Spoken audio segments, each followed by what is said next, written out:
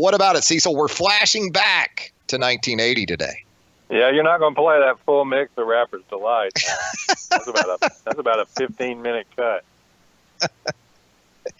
It was so good, it had to be. Had to get all the fellas in there. Man. Had to get all the fellas in. Yeah. I remember people I was in college at the time, but I remember people every time you drove by a Holiday Inn, so I'd say hotel, motel, Holiday Inn. That was a Rapper's Delight. Yeah, you talk about invaluable branding in this day and age. That would be it, right? Absolutely. What about the 1980 football season, as you recall it, for the Alabama Crimson Tide? I guess as notable as anything, the lengthy win streak came to an end over in Jackson, Mississippi. It did, in a 6-3 game that Mississippi State either did or didn't fumble late in the game. And there are a lot of Alabama fans who swear that State fumbled in their own end zone and Alabama recovered it. But I think some of those fans were just in denial that Alabama could lose those games. Yeah, they I guess the two losses that season were 6-3 and 7-0. Yeah. A little different time in college football, going up scores like that. Also, obviously, on that day, after that game in Jackson, as longtime fans know, Ralph Shorty Price, the famous or infamous, depending on your view of Shorty, Alabama fan, super fan. He was super fan before there were super fans. Passed away within an auto accident coming back from Jackson. So yeah, it's been a long time. I can't believe Shorty's been gone for 39 years. And could you imagine Shorty on Twitter in 2019, or maybe we already have a Shorty or two with the Alabama fan base? Maybe. That was a different time. Shorty ran for governor every 4 years. I don't know if you remember that. And he wrote his autobiography. Shorty's autobiography was I ain't nothing but a loser. So he was a character. Shorty was known to entertain, cheer, and wave the pennant, and imbibe a little bit before the game. Yeah, you mentioned it. Alabama lost 2 games that year, gave up a combined 13 points in those losses. 13 points allowed in 2 games these days, you'll get home usually pretty safe. Usually. In 2019, not so much. Give up 7 and 6, and didn't win either one of them. Which, in part, was probably one of the first indications that the wishbone, at least at Alabama, was starting to run its course in terms of teams being able to defend it. Now, Oklahoma continued to run it for some variation. I ran a variation of it often, so it didn't go away. But the triple option era that Alabama, Coach Bryant, of course, ran it in 81 and 82, although they modified it a little bit for Walter, and then Ray, when Ray took over in 1983, that was the end of triple option football at Alabama. But what a glorious era it was. And I guess the defenses for both Alabama and Mississippi State had the option figured out, because that's what the Bulldogs and John Bond at quarterback were running back then. Yeah, teams knew how to defend it. Now, Oklahoma would line up with dudes, that were just hard, and later Auburn would line up with dudes. There's an argument to be made, and nobody would say that Bo didn't have a great career and he won the Heisman. But from a statistical standpoint, what if you'd have had Bo in an I formation like Herschel was, or Marcus Allen or OJ?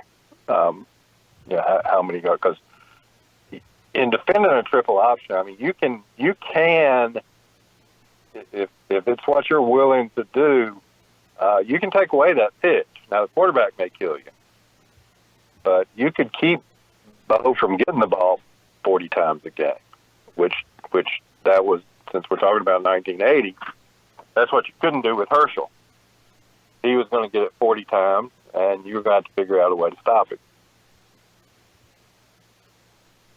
Absolutely. It seemed like he got it 60 times a lot of times. If they'd wanted to give it to him 60. Vince had no hesitation. People talk about Nick and Derrick Henry. Yeah. Vince had no hesitation pitching that thing to Herschel. There was no pitch count with Herschel. Well, in his famous Georgia-Florida game, I think he carried it 42 times, I think. Mm-hmm. Oh, yeah. And you look back at that was one where they took the field, and Florida knew exactly what Georgia was going to do. And Georgia said, fine, you know what we're going to do. Let's line up, see if you can stop him. And they couldn't stop him. That's how good Herschel was. Yeah, and Pops at those games, Cecil knew exactly what Georgia was going to do, and there wasn't no amount of old number 7 that was going to change it. I mean, you did not have to be, Bill Belichick to know what Georgia was going to run. And it was getting a football. No. They had just enough vertical. They had just enough buck blue. We could sense Herschel week around the house coming around back then because, the old man would become especially ornery, in that lead up. It was inevitable. Because you knew what was coming. He dreaded the week, and he was especially difficult that week. Yeah. He knew what was coming. Hey, you look at the 1980 SEC football standings, or you think back to that season, and you think, well, Georgia goes undefeated, obviously, but if we had an SEC championship game back then, maybe we would have gotten Alabama, Georgia, but Mississippi State at 5-1, I guess, along with Alabama. If you had divisions, it might have been Georgia and Mississippi State. Yeah. I can't remember off the top of my head who beat State that year. I'm seeing 9-3 here. I'd have to look into that. And 2 of those had to be non-conference. I wonder if it was Florida. You think it was Florida maybe that year? Maybe. Yeah. Because that was the year Charlie Pell got it really going the other way for the Gators. Right. After that 0-10-1 in 79. There's a State fan out there who can tell us. That was a nice I'm sure. State. I'm sure. That was a nice, probably who they lost, who their 2 non-conference losses were. Probably claiming if you're looking at 12, that probably includes the bowl game. Mm-hmm. Now, the next year, right, if it would have played out that way in divisions, we would have gotten Alabama, Georgia in 81, I guess, in an SEC championship game. It's amazing that any realistic ranking of the top 5 names in SEC history would include Coach Bryant and Herschel, who were in the league at the same time for 3 years and never played each other. Their teams never played each other. You're right. Missed each other in all of those. 3 years. There would have been a championship game, but didn't materialize that way. And I guess, let's see, in 82, Georgia LSU would have been your Carter's team. That's a really good team. Georgia 6-0 in the league once again in 82. LSU 4-1-1. Alabama 3-3. Auburn 4-2 in 82 in the SEC standings. Vanderbilt at 4-2 in the league in 82 with Whit Taylor. Cecil. I guess that was Watson. Maybe I can't remember who was coaching. Maybe Steve Sloan. I can't remember. Mm-hmm. Wow. Trip back down memory lane with Cecil Hurt on a Tuesday edition of Southern Fried Sports. What about some football later this afternoon, Cecil? You plugged in your clue. You're going to be tuned in to the women's national team taking on England. Seems appropriate a couple of days from the 4th of July, right? I support the USWNT. I have no problem with them. So, nor should you. They're our national team. Absolutely. I don't know if those feisty Brits are trying to stir things up, but with Germany out, you got to think the U.S. is a prohibitive favorite to finish this thing. Getting past France, Spain roughed them up a little bit, and then France. I think that they're on the downhill side, but we'll see. We'll see if rougher road. I'm sure the English will be fired up as they usually are. But they won't have the home field advantage in France. No, that felt like a seminal moment in this Women's World Cup over the weekend when, or last Thursday, I guess it was now, when the U.S. took out France essentially on its home turf there in Paris. We'll see for sure about that in the coming days. Now, some Alabama basketball related on the U19 team for Team USA. Kyra Lewis Jr. playing some limited minutes in the last couple of games. I guess when you're talking about the very best players, really, you could say in the world, when you're talking about the U.S. players in this U19 team at that age, are you surprised by, Kyra's limited involvement the last couple of games, or is that just kind of the way these things work, especially in pool play? I don't know what Bruce Weber is. Bruce Weber's the head coach, Kansas State coach. Mm-hmm. And there are some people who are saying, he's playing, Big 12 guys. But, he's playing plenty of Reggie Perry from Mississippi State. And so my guess is they've got their point guards ranked, and they like Kate Cunningham, who's really good. So I'm a little surprised. Some of these pool games, New Zealand was one-sided. They've really all been one-sided. So I'm surprised he hadn't spread the minutes. It's not just Kyra. Now, Evan Mobley may be injured, 7-footer out of California. He may be injured because he hasn't played at all. But there are a couple of other guys that are just getting, spot minutes. And that's fine. I guess Bruce's job is to go over there and win the thing. But I think Kyra can help you win. Even today, his line against Senegal wasn't great. He didn't shoot the ball great. I think he was 0 for 4 from the field. But he had 5 assists in 11 minutes, and that's seeing the court, pushing it up, and getting the ball to the guys who can score. That's a nice, that's a extrapolate that, and not always what you can do, but that's a double-digit assist game in SEC minutes for Kyra. So I hadn't been all bad for him. You'd like to see him play more, but. The team's played, at least in this pool so far, they've played pretty well. The Lithuanians, were supposed to be more of a test than they were. Let's talk some Tua Tagovailoa, because goodness knows we haven't talked enough about that hamstring here in the last 3 or 4 days. Your reaction to Tua not making the trip to Nicholls State for the Manning Passing Academy? Big deal, no deal? Slow news cycle. I think it is what it's been portrayed as, just some tightness in a hamstring. And two things.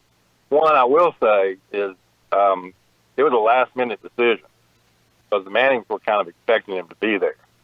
They had a media event set up down there, and it wasn't, Tua won't be here. It was, where's Tua?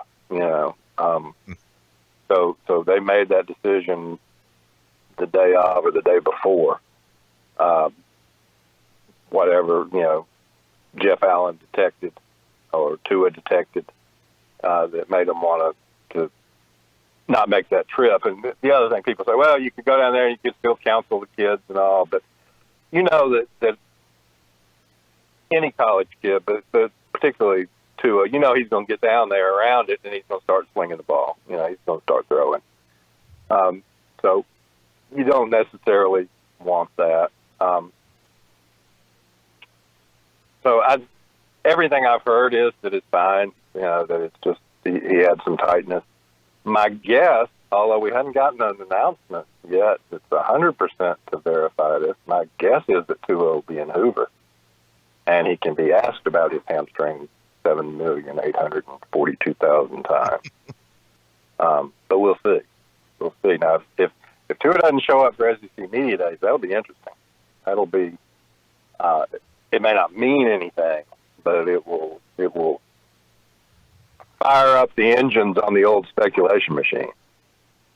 And I was going to ask you about Hoover and kind of who you anticipated from the Alabama perspective, Tua being one of those guys you would think. And it's different, right? Because Alabama has a returning starter at the quarterback position for the first time in a number of years in terms of, a veteran type that you would Upper take class the guys. Hoover. Obviously, Jalen is a sophomore. Was that right? But he was a sophomore. But he was a sophomore. But with Tua fitting that bill more than Alabama quarterbacks of late, I guess, from the all-around perspective, a veteran, a returning starter, those things. Who are another guy or two that you think would make sense to join Nick Saban and making the short trip over to Hoover? Dylan Moses would be one defensively, who's a good interview. You want guys who that the nature of the media days and the number of people that are there doesn't overwhelm them. You want guys who are quote unquote good with the media. You also want your star players, obviously. But some guys just don't do a lot of talking. That's why I would guess that Najee would be there. And Najee hadn't been a starter before. So we'll see how they handle the receivers. They almost always take an offensive lineman.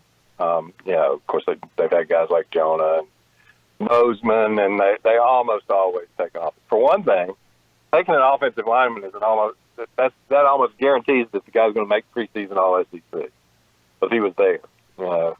And so people are going to vote for him. So who that might be, we'd have to see. Jedrick Wills would be fine, younger guy, but he'd be good. It used to be you'd pick seniors. Well, Alabama doesn't get left with many seniors that have played a lot anymore. They go. But those would be a few thoughts that I would have. Obviously Judy would be a guy. So we'll see. We'll see how it works out. Yeah, from a vet perspective, maybe an Anthony Jennings.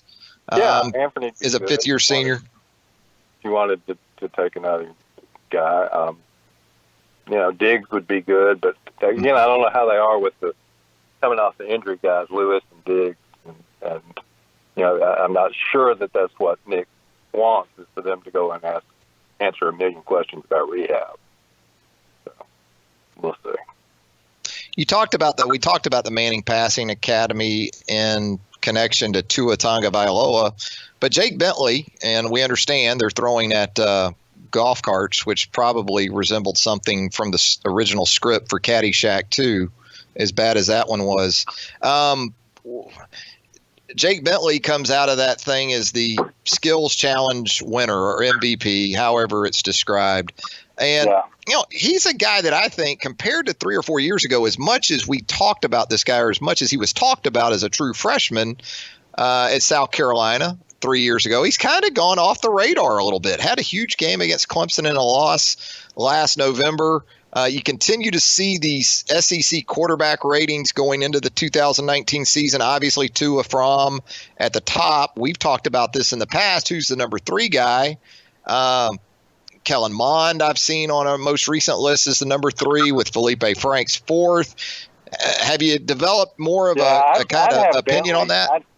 I'd have Bentley. Although Bentley certainly had his consistency issues too. I'd probably have Bentley above those 2 guys. Yeah. Now there are some other guys with potential. Who knows what Joey Gatewood can do, or Bo Nix, or the transfer from that's coming in from Nick Starkel at Arkansas. Who knows how that's going to work out. But yeah, it's going to be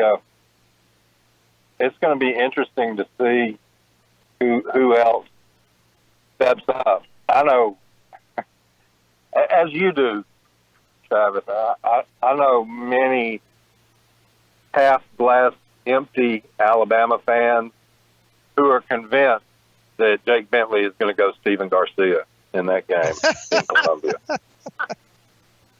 They're convinced that he's that lightning will strike in the same place at Williams-Brice Stadium, and that he's going to have a Heisman Trophy performance, as Stephen Garcia did in one game, in that one game. So we'll see. Right now to Fromm or 1-2, where that gets interesting is, and you may have mentioned this earlier, those guys are clearly 1-2, but the way things are now, if you've got a clear-cut best in the SEC number one, nobody sticks around to be the backup. Yeah. And, I would assume, at least nominally, Mac Jones is the backup at Alabama, would be for the Duke game, I would guess. And I guess at Georgia it'd be Stetson Bennett. Remember him? Yeah. I guess he'd be the guy, because Fields is gone and Easton's gone, because guys don't stick around anymore. So you're right. So it's great to have one, but then everybody starts worrying about the backup, and that's one of many reasons why people, to sort of bring this full circle, that's why people worry about Tua's hamstring. Now, I think you could win a lot of games with Mac Jones. I think there's so much around him, and I don't think, I think Mac's got some ability. Now, I think, he'd be, I hate to make comparisons, and particularly if they sound like insults, which this is truly not. We're talking about a guy that won a national championship. But could Mac Jones be a Greg McElroy guy? Sure, I think he could. Interesting, too, Cecil, when you look at Mississippi State, Tommy Stevens coming in from Penn State, and there's sort of this narrative already that this is a guy that's already won the job over Keaton Thompson, who looked to be the heir apparent to Nick Fitzgerald just a few months ago. Now Stevens comes in, obviously the tie to Joe Moorhead during their time together at Penn State. But, we've seen the best laid plans not come to fruition as recent as a few years ago around here with Jake Coker and Blake Sims. Yeah, you just never know. I mean, more guys than ever come in and out of the portal and transfer. And some of them go and win the Heisman Trophy somewhere else, like Kyler Murray. And some of them don't. LSU's had a cycle of those guys, which I guess, with Joe Burrow, they've kind of got their guy. But you just don't know. Like I say, Arkansas's got two coming in, one that I think played for Collins at SMU, and then Starkville from Texas A&M's coming up there. So there's it's a bit of a carousel, and that's going to be one of the interesting things in the first couple of weeks is how some of these jobs, guys you mentioned, you got to assume Franks is taking the first snap at Florida, that Mond is taking the first snap at A&M, and so forth. I don't know that you can 100% guarantee who's going to be taking that first one against Oregon for Auburn. I would guess Jake would, but remains to be seen. I'm optimistic for Auburn about that situation, though, Cecil, regardless, because I think both those guys might possibly fit more what Gus is really about than even Jared Stidham did. Oh, I think that's true. I think that's true. I think Jared Stidham was a good quarterback who wasn't really in exactly the right system for what he could do. I think when he was with Briles, which is a little different, that was really where he could put up some huge numbers. Well, Cecil, as always, we appreciate the time, my friend. Have a great 4th of July. Always great stuff here with us on the program. Look forward to doing it again real soon. Thanks, Cecil. Sure thing, Travis.